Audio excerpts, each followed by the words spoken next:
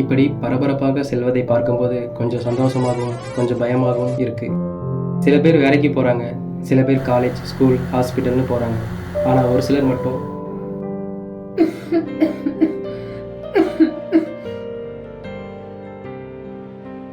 பாட்டி, இந்தா பாட்டி மாத்திரை. நான் போயிட்டு 1 மணி நேரத்தில் வந்துடுறேன். சரிம்மா, பத்திரமா போயிட்டு வா. சரி பாட்டி. ஓ இதானே, சரி சரி. அதனால தாங்க முதியோர்களை பார்க்க நாங்களே போகிறோம்.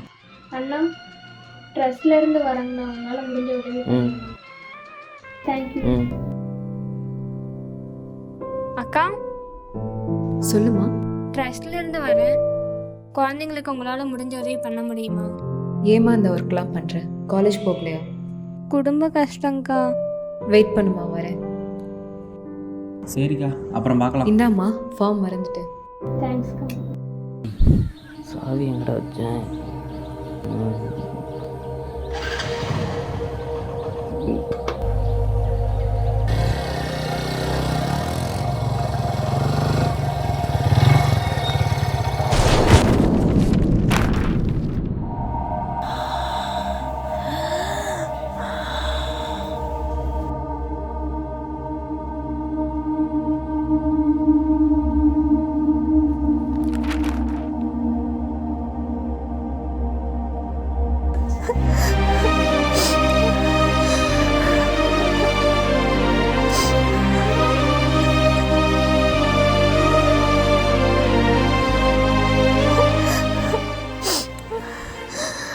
நீங்க பாரு, இந்த பாட்டி அழுதுட்டு இருக்காங்க. சரி, நான் போய் கேட்குறேன். பாட்டி, என்னாச்சு பாட்டி?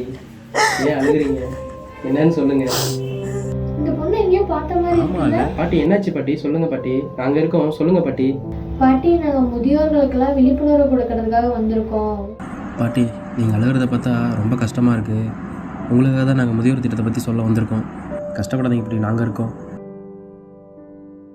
முதியோர் ஒருங்கிணைந்த திட்டத்தில் பார்த்தீங்கன்னாக்க முதியோர் இல்லம், பகல் நேர பராமரிப்பு மையம், நடமாடும் மருத்துவமனைன்னு இப்போ நிறையா இருக்குது பாட்டி. நீங்கள் இருக்கிறது பார்த்தீங்கன்னா 65 வயசுக்கு மேலே உள்ளவங்களுக்கு பார்த்தீங்கன்னாக்கா சேமிப்பு திட்டத்தில் அதிக வட்டி விகிதம் கிடைக்கும் பாட்டி. கவர்மெண்ட்லேருந்து நிறைய திட்டம் கொண்டு வந்திருக்காங்க.